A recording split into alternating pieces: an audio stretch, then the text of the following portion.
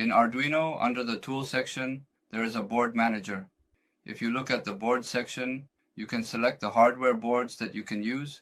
However, the Board Manager allows you to control boards that are not listed in the previous list by searching for and adding them through the Arduino IDE. For example, in my case, even though I have already installed it, if I want to add an Arduino based on STM8, I can search for it like this, add it in the Board Manager, and install it. Specifically, the Board Manager is a very useful tool for managing various types of boards, including those that are not initially available in the default list. This feature is particularly helpful for users who need to work with a wide range of hardware configurations. Once the installation is complete, as you saw earlier, you can select the MCU mode you want under Tools, specifically the STM8S mode. By writing code in Arduino, it will compile according to that board and then download it. In my case, I do this under Tools. When you type ESP32 microcontroller in the Board Manager, it shows the Heltec ESP32 series of boards. Generally, if you just search for ESP32 in the Board Manager, the Heltec ESP32 series of boards won't appear. In some cases, for certain vendors in the Board Manager, if you go into the Arduino IDE settings or Arduino IDE preferences, there is a section for additional Board Manager URLs. You can add the link for the Board Manager here. In my case, I have inserted the link related to the Heltec Board Manager URL here. In the case of some Arduino board vendors, they explain to add a link here so that it can be supported in the Board Manager. Then, by changing the line here to add that link and clicking Confirm, you can go back to the Board Manager and search, and the corresponding board will be found. You can manage boards in a way that is very similar to the example provided.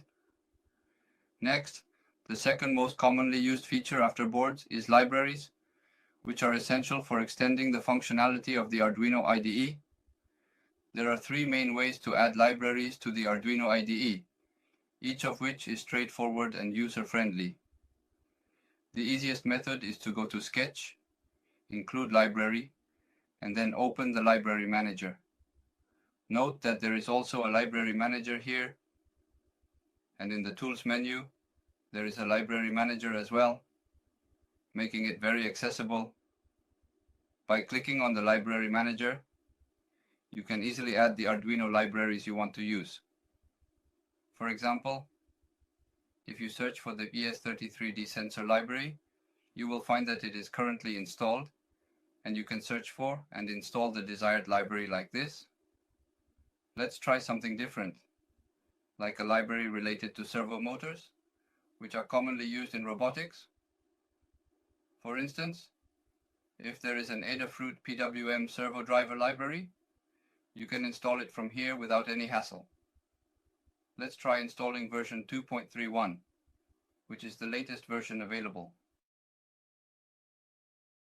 Right now, I currently and deliberately have version 2.4.0 installed, but previously I had installed version 2.3.1.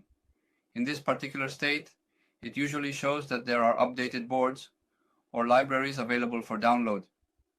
If you go into the Library Manager, under the Tools menu, you can clearly see it here. If you simply click on the Update option, you can easily and effortlessly update any of the libraries you are using to the latest code. However, while this has its advantages, there are also disadvantages. When you update, you need to be cautious, because the API may change in a way that is different from before, which could cause your previous code to stop working. It's best for you to check these things yourself as you use it. Next, Another way to add libraries is by directly importing a compressed file, which is a common method used by many developers because it simplifies the process of library management. For example, the Pix2 library, which is a popular and widely used library among developers for its robust features, is distributed as a compressed file. In this case, you can go to the Sketch menu, include the library option, select Add Zip Library from the drop-down menu, and then choose the G file for Pix2 from your File Explorer. This method ensures that all necessary files are included and reduces the risk of missing dependencies. To check if it has been added successfully, you can look under the File menu. Navigate to Examples and see Pix2 listed there among the available examples. This verification step is crucial to ensure that the library has been correctly installed and is ready for use in your project. In this way, you can simply import the compressed file as it is and add it. Finally, one method is to extract this library compressed and archived file, which will create a PC2 folder. You can copy this folder into the Arduino folder located in your Documents directory on Windows systems, for example, or in your Documents directory.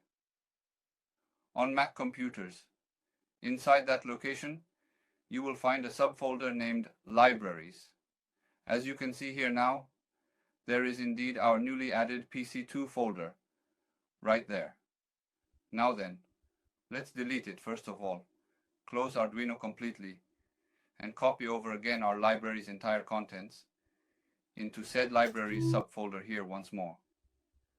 I shall open up Arduino yet again after doing so, and then we can proceed further with checking out those specific file examples. Next, you can see that Pix2 has been added. For your reference, in the Documents or Arduino folder, there is a Libraries folder, and below that are the Sketch folders. The project folders you have created are located here. In addition to the Libraries folder, there is also a folder called Tools, which contains files related to the libraries. This time, I provided a brief explanation of the Board Manager and Library Manager. In the case of this library, it has been organized into a single library that you can easily and efficiently use. If you want, you can create your own custom library, or instead of just using one single INO file. Within Arduino, you can also create and use multiple files such as header files or CPP files. I will explain that later. Then, I will see you next